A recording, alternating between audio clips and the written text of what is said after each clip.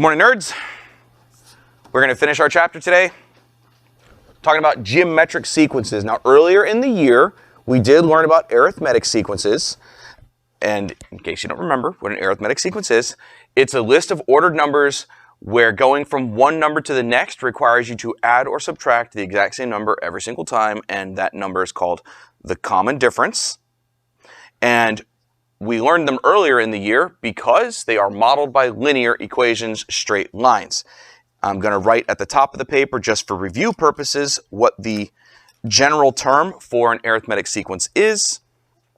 We know a sub n equals a sub 1 plus n minus 1 times d. There. Where a sub 1 was the first term, n is the term number, d is the common difference that you would have been adding or subtracting each time, and a sub n is the term value.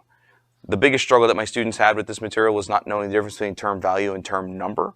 So n is what number is it in the list? Is it the 5th term? Is it the 18th term? Where a sub n is actually what that value of that term is. Oh, the 5th number in this list is a 7. The 8th number in this list is a -2. Things like that. Some rules that you had to know. If I was going to start counting students, I would say student 1, student 2, student 3. I would never say the 1.5 student. It'd be kind of scary and weird. This is discrete mathematics. N has to always be a whole number. And when you start a list, this is the first thing, the second thing, the third thing. There is no such thing as the 0th term. That doesn't make any sense because, well, this is either the first or it is not the first. But the 0th, that's weird. And lastly, if ever you wanted to find the common difference, because it's the same from term to term to term to term to term for all infinity, you do any term minus the one before it. That's what it meant to be arithmetic. So that's your quick arithmetic review. Now we're going to learn about the other type of sequence that we focus on in algebras, and this is called a geometric sequence. It's still a list of ordered numbers, but instead of adding or subtracting the same number over and over and over again, we're going to multiply by the same number over and over and over again. We call it the common ratio. And the reason why we're learning this one now is because it is modeled by exponential equations, and this whole chapter was about the exponential functions. And then I've got this box here explaining all about geometric sequences. These fancy braces are just what we use in mathematics to write out a list of numbers. So any sequence a sub k is a geometric sequence if it can be written in this form. And it's not really a typo, but each one, this should have said A1, A1, A1, A1. Basically, the list is the first term, A1. And then to get to the next term, you multiply by r. So A1 times r. If you want to get to the next term, multiply by r again. A1 r squared. Next term, A1 r cubed. So on and so forth until we get to the explicit or general rule. It says explicit right here. So this is also, I say the word general term or nth term. Either way, it's just a sub n equals a sub 1 times r raised to the n minus 1. And realize, again, because there is no 0th term, n has to be greater than or equal to 1. And just so you know, if you were to drop in n equals 1, you'd be finding a sub 1. It works out perfectly because 1 minus 1 is 0. R to the 0 will always equal 1, and you would just have a1. So this is the general term. So notice the differences. Multiplication, not addition. Excuse me. No, I said it right. Multiplication by r, not addition. And our n minus 1, where here it was being multiplied to the common difference, here it is the exponent of the ratio. But it is still n minus 1 because, again, no 0th term. That doesn't make any sense.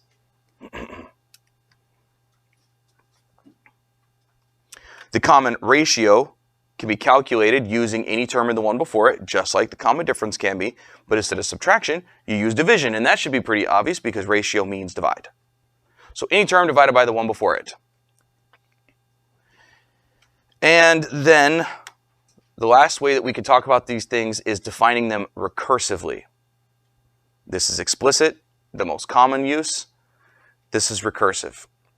What recursive does is it says, if you would like to know a term number, or excuse me, a term value, a sub n is a value, then all you need to do is know what the one before it was, and just multiply by r. So if you want to know what the 100th term was, oh, no big deal. It's just the 99th term times r, whatever r is. And, well, that's all, fine and dandy. The problem is, how would you find the 200th term? You would need the 199th, but how would you find the 199th? You need the 198th. So on and so forth. So recursive definitions, they are useful in the real world, but as far as just finding general terms in your sequence, they're not going to be all that much use to you. What use are they, though? They're a pretty big deal in programming. Have any potential programmers in the room? None? Oh, it's a shame. Well, they're pretty useful in programming, computer programming. Oh, no. Here's what it says. Any term is the one before it times r, as long as n is greater than or equal to 2. And you have to use 2 for this one because the second term is the first term times r. The only other thing that you need to know is you must know a sub 1 to do this.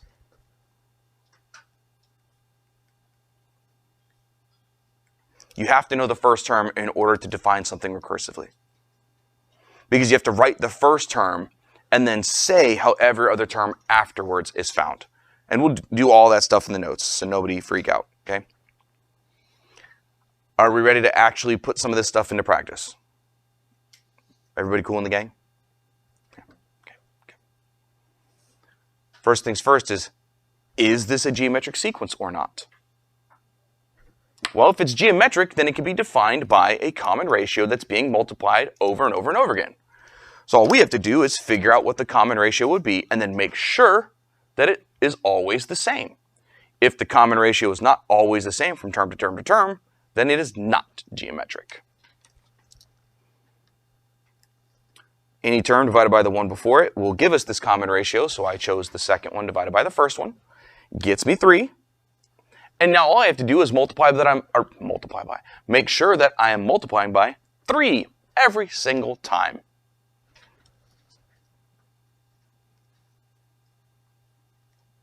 Is 15 divided by 6 3? It's not. Oh no! Then it's not geometric.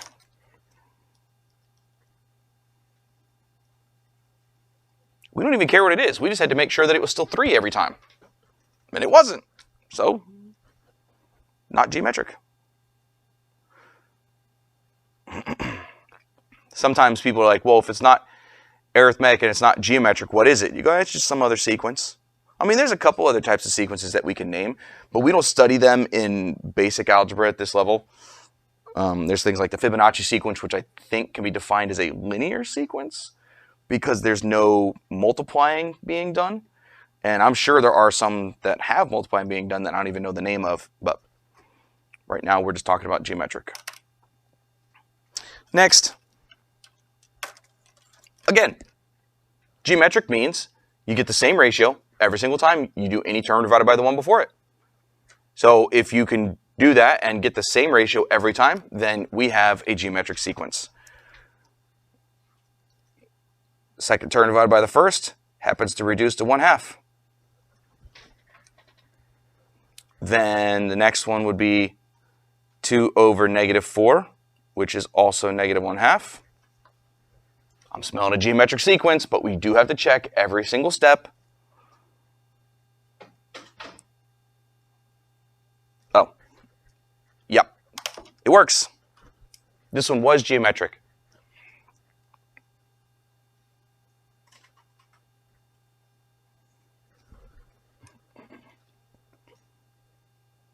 What do you think?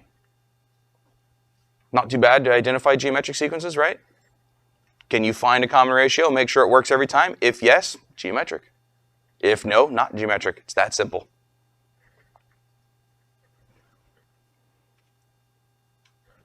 You guys want to ask me any questions before we move on? Too easy still, right? Do you do this stuff in Algebra 1? Some people say yes, some people are saying no. I don't remember. Standards have changed since I taught Algebra 1. For this example, what we're going to do is we're going to find the first 6 terms of a geometric sequence. We already have 3, so we just need to find 3 more. And then we're going to plot them. We're going to graph them. What is R? What are we multiplying by each time? You can shout it out. Jaden, what do you got? You put the fingers up. What do you mean, how many? 2 fingers up. Yeah. Common ratio is 2 because -2 divided by -1 is +2. So you can see what we're doing here each time is just doubling. So we get R equals 2. We don't have to test that it works every time because we were told that it's geometric. So let's list out these terms. -1, -2, -4, -8, -16, -32. Those are the first 6 terms of the sequence. Those are term values. Those are y values. I need an x value. What am I going to use as my x values? Yeah, Gavin? The term number, yeah. So this one was a sub 1. This is a sub 2, a sub 3, a sub 4, a 5, a 6. So the coordinates that we're going to plot are 1, -1, 2, -2, 3, -4, 4, -8, 5, -16, and I don't want to squeeze that in there, 6, -32. Cool. Well, I probably need to do attendance. Remind me, I got to do attendance at the end of the period, please, so don't forget. My y-axis is going by 4s. So halfway between 0 and -4 would be -2, and halfway between 0 and -2 would be -1. There we go. And I'll plot these in orange so they stand out. 1, -1 is right about there. 2, -2, right about there. 3, -4, 4, -8, 5, -16, and 6, -32.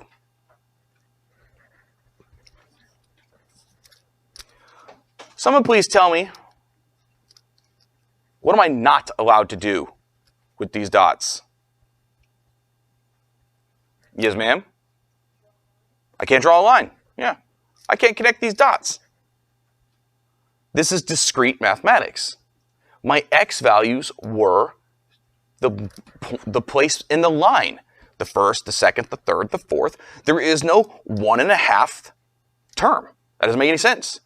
There is no 3.7th term. That doesn't make any sense. There is only the first number, the second number, the third number, so I can't connect the dots. What does this look like? It looks like, I'm not going to say the word growth or decay because, remember, those have to be above the x-axis. But it does look like an exponential function, which shouldn't surprise us because, like I said, geometric sequences are modeled by exponential equations. So, yep, we can't connect these dots. You know what a major difference between an exponential function and a geometric sequence is? Like, the major difference. The major difference is your exponential base could be negative now. You see, you can't have a negative exponential base if you're talking about an exponential function because those dots are connected.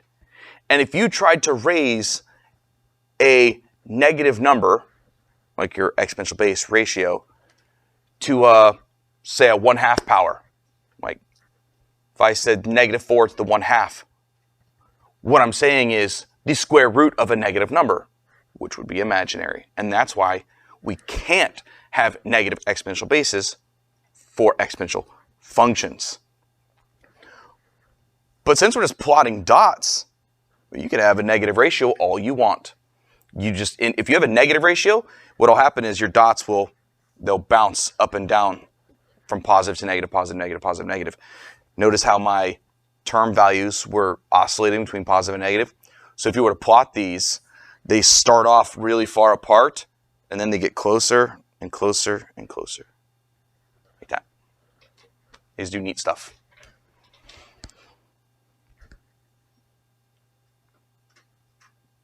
Thumbs up, thumbs down, thumbs sideways. How are we feeling about it so far? Anybody that interacted? I saw a bunch of thumbs up. Cool beans. Awesome.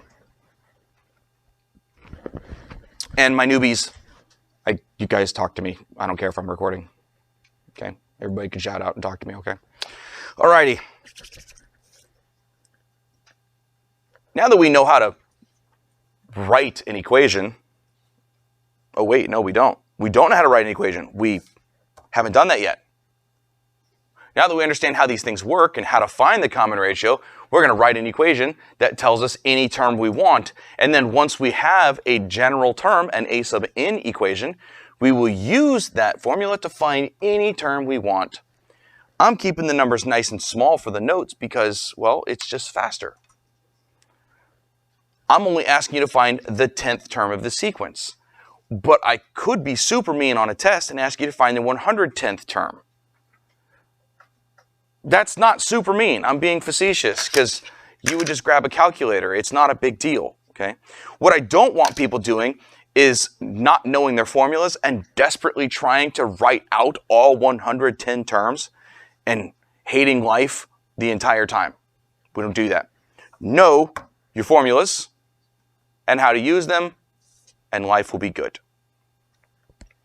I think I already said it, but I'm going to mention it again. This test will have a calculator portion and a non-calculator portion. Okay. So basically, if I'm going to ask you to find a massive term of a sequence, obviously I'm going to let you use a calculator. We're not all power nerds like me. First, I have a sequence. 3, 6, 12, 24, 48. I can see A1. A1 is 3, that is free information. I can easily figure out what R is. Any term divided by the 1 before it. I'll pick whichever two are easiest for me to work with. Since these are all whole numbers, I'll go with the first two. 6 over 3 equals 2. I have A1, I have R. I can easily write a formula. Just to remind you what the general term looks like.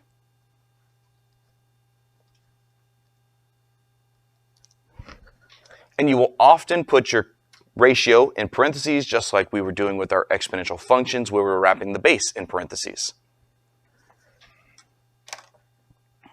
Our equation then is a sub n equals a1 times r to the n minus 1. Boom, there it is. As long as you know the equation, super easy. And now I want to know what the 10th term is. Oh, 10th term means n equals 10. Because n represents the term's number. See, number for n. Drop 10 in right there.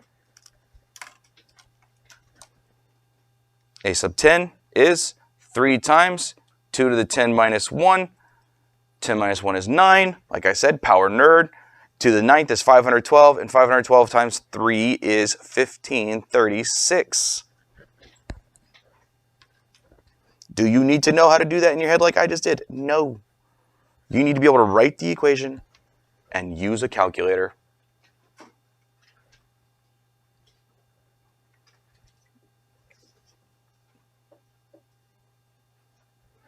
Yes, sir.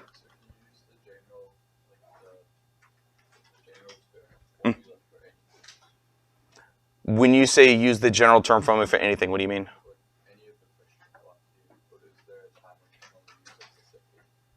Oh, you mean when would you use general versus recursive? I'm going to be honest with you. The only time I ever use recursive is if I'm asked, what is the recursive formula? And on the other side, we're going to do an example where If we know recursive, we give general. If we know general, we give recursive. But other than that, I almost never use it. It's really more about understanding what the recursive formula does for you, like how to read it. And like I said, it's really used for programming, and since we're not programming in this course, unless I say, hey, what's the recursive formula, don't even bother. I never do. I teach it because I'm supposed to, but use it? Meh. Really not all that often. Any other questions on that one, or are we good? We Gucci? Okay. We know them. We love them. Word problems. Jose wants to eat less sugar each day in order to lose some weight. To do this, he decides to start with 120 grams of sugars on his first day. Each day after that, though, Jose is going to eat 3/4 as much sugar as he did the previous day. Now, if he starts his diet on a Monday, we want to know how much sugar he's allowed to have on that next Friday. We will have to round to 2 decimals.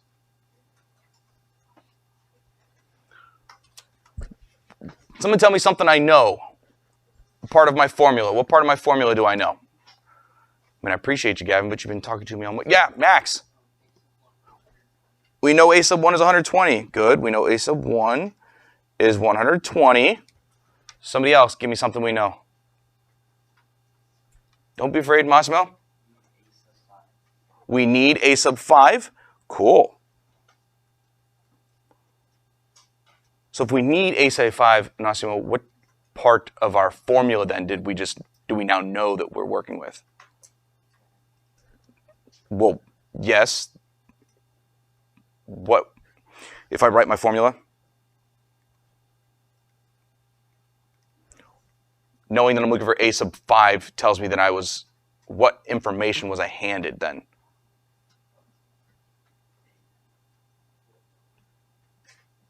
He's so there. Come on.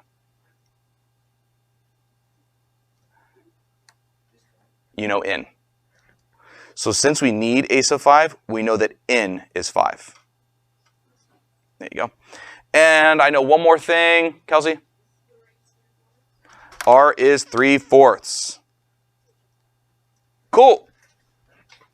Fill out the general formula. We're looking for a sub 5. A sub 1 was 120. Ratio was 3/4. And the exponent will be 5 minus 1, which obviously is 4. I don't remember what this answer is. So we'll grab our calculator. 120 times 3/4 raised to the 4 and hit enter. Boop. To 2 decimals, that is 37.97. 37.97 grams. Bless you. There it is. About 38 grams of sugar that day. That's not bad.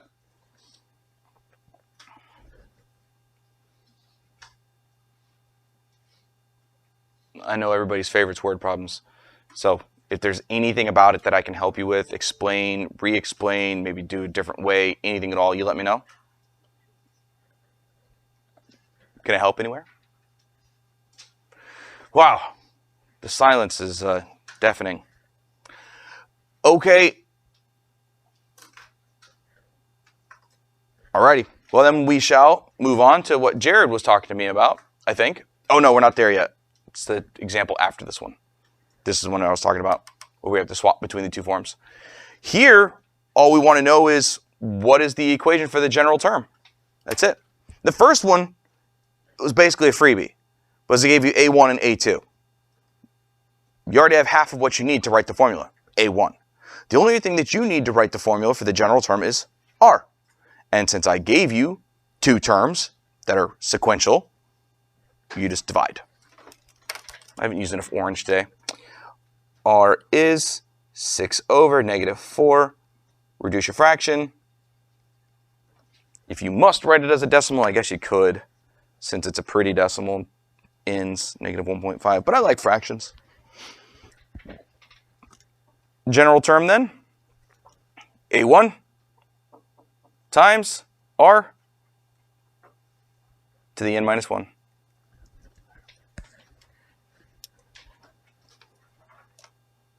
Ta-da!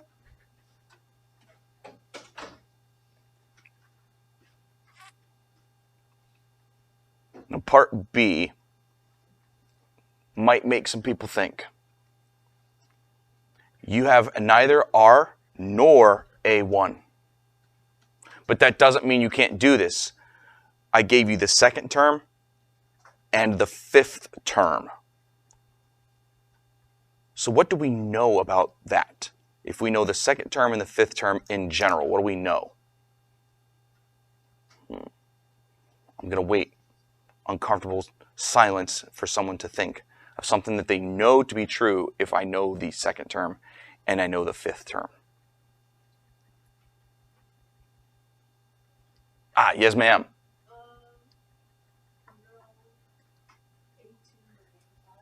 Yes, we know A2 and A5. So what does that tell us? What kind of n value?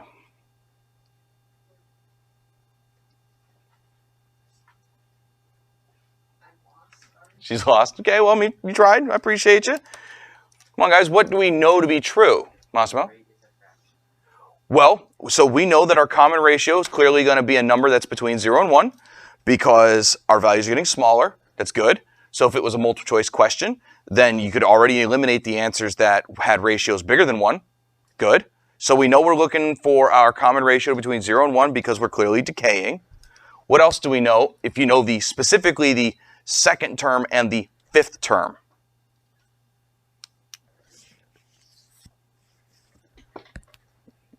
Michael Euchre from period 1 was all over this. He saw it like that. It's something really obvious too, and that's why nobody's saying it because they're afraid to be too obvious. Aha! One of my newbies! Ava, yeah, what's up? There's a third and fourth term as well? There must be a third and fourth term. So what does that tell you then? Specifically about these. Yeah? Well, that's what Massimo said. Okay, if you listed them out, we know there's a third and fourth term between them. It's so obvious no one's going to say it.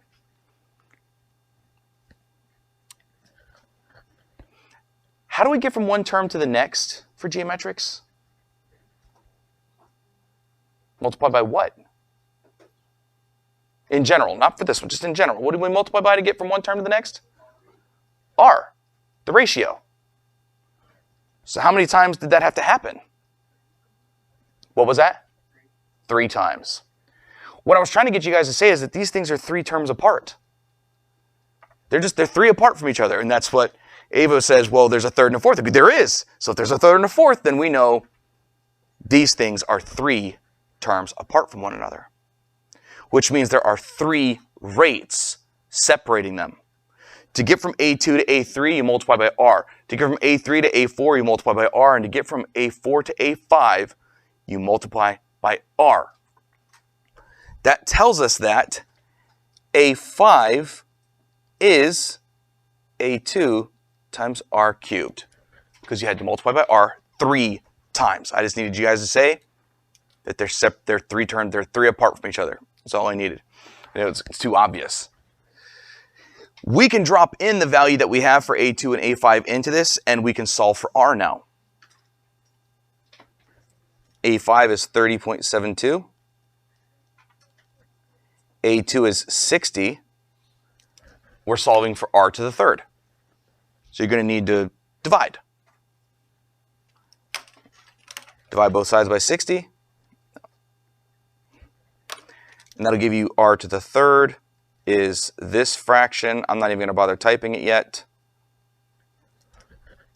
How would I get R alone? How do we get rid of third power? Cube root. Yeah. So cube root both sides. And that's going to give me an R value of. So if I want to do cube root, I'm going to have to use, oh, you can't see it, this symbol right here on my calculator, that little X root thing. And if I remember correctly, if you do it, it says answer X. So what it's doing is it's thinking that this first thing here is the type of root that you wanted to take. So if you wanted to take the cube root, you have to do 3 second caret. And that's telling it that it's the third root. And if you're not comfortable with doing that, then you could just raise the fraction to the 1/3 power. That's exactly the same thing. Remember, you have to be smarter than the calculator though. It doesn't know where the root begins and ends. So I'm going to use a set of parentheses here. 30.72 divided by 60, and I'll close the parentheses. I've now told the calculator the root begins here and ends here. Please divide and take the cube root for me, and it'll give me 0.8. Exactly, no rounding necessary. Huzzah.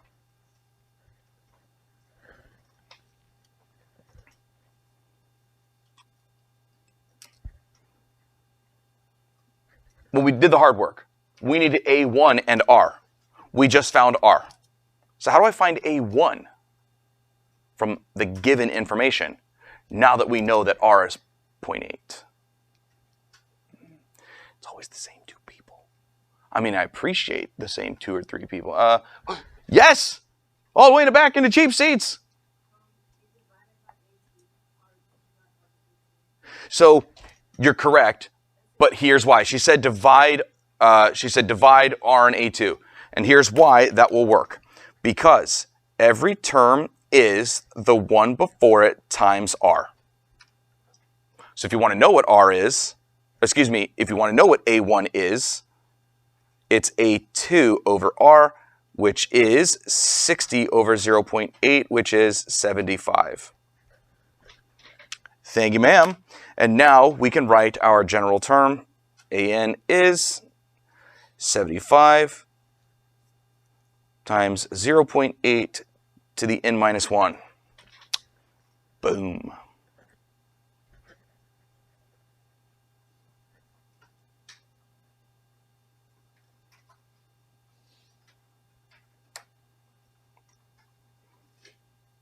It's basically a system of equations. It's basically what just happened there.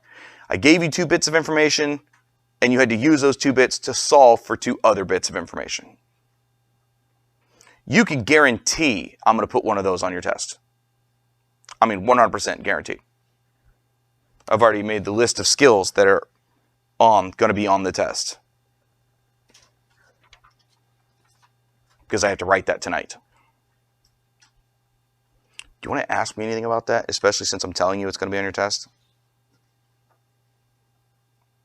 Maybe you'll have questions tomorrow after you've tried the homework. Is there?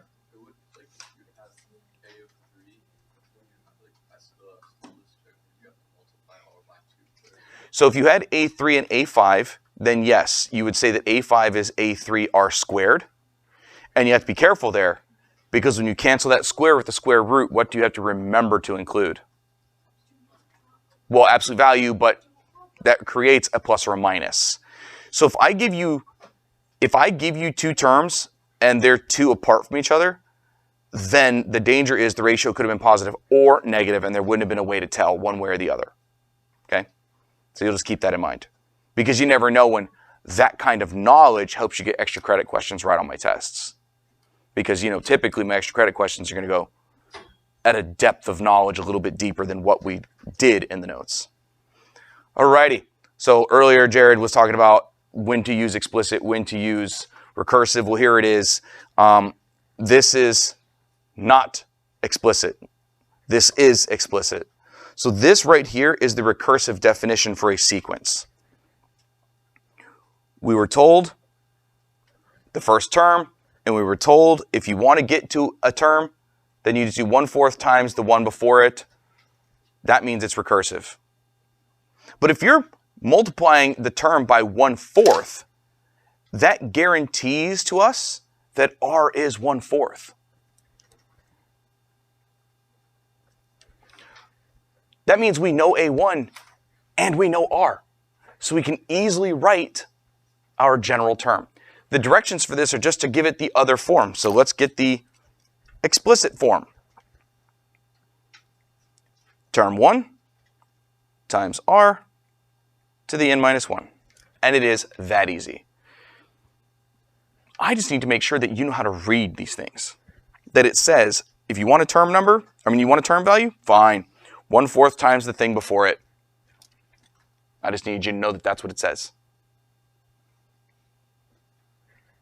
And even if I hadn't given you A1, if you wanted to find A1, well, what you could do is figure out what A2 is. So if you plug in A2, if you plug in 2, you get 2 minus 1. You get A1 times 1/4 is A2. You would just go, oh, well, I know it's 4 times A2. Oh, if only I knew what A1 was. You see, in order to do these things recursively, you must know at least one of the values in the sequence. You must. Generally, we get the first one. This is explicit already. Remember what I just said. If you're going to define something recursively, you must know at least one of the terms in the sequence. You might as well know what the first one is. What is the first term?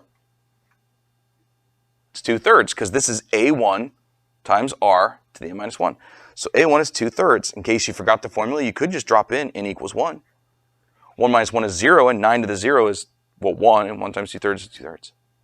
So what you say is A1 is 2/3, and then you say any term afterwards is 2/3 times the one before it, as long as n is greater than or equal to 2. And that n being greater than or equal to 2 is always going to be there. It's just making sure that you never try to use n equals 0, because that doesn't make any sense. What's the 0th term? Or really scary, the negative first term. That doesn't make any sense at all. So that's the only reason why we're writing that. It'll always say n is greater than or equal to 2. So you see how little I do with this thing. It's just meh. But the last question is interesting. It says, put 4 numbers between 243 and 32 so that these 6 terms make a geometric sequence. So we've got a 2, 4, 3, and then an unknown, another unknown, yet another unknown, and the 4th unknown, and we know we're going to end with 32. We have to find those 4 numbers. So what do we know about the relationship between these two? And we've already answered this question today. Yes, ma'am? Was that a hand up or no? No? Oh, okay.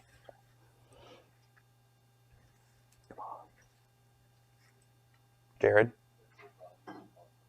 They're 4 values apart from each other? If you counted? They're 5 values apart from each other. Okay? So if you wanted to go from here to here, you'd have to make 5 moves. 1, 2, 3, 4, 5. 5 moves. So there are 5 ratios between them. We know that 32 will be the result of taking the number 243 and multiplying it by r to the 5th. We're going to figure out what r is and then just multiply by it a few times. Divide by 243 on both sides. You know, r to the 5th then is this fraction. You might have picked up a calculator,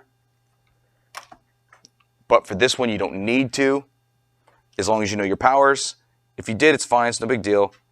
But you would do the 5th root of both sides. But I'll tell you this, you should know the 5th root of 32. What is it? It's 2. And technically, you should know the 5th root of 243.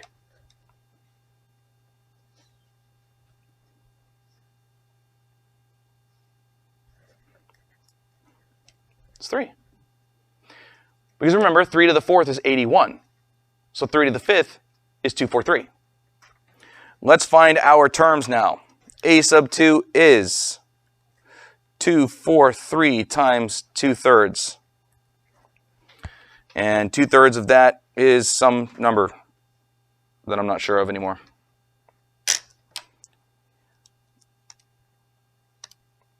243 times 2 divided by 3 is 162.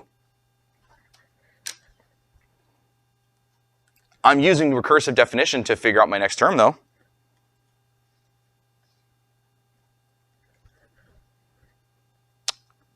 That one should be 108. Yep, 108.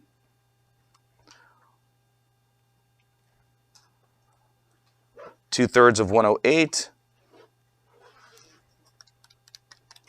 72.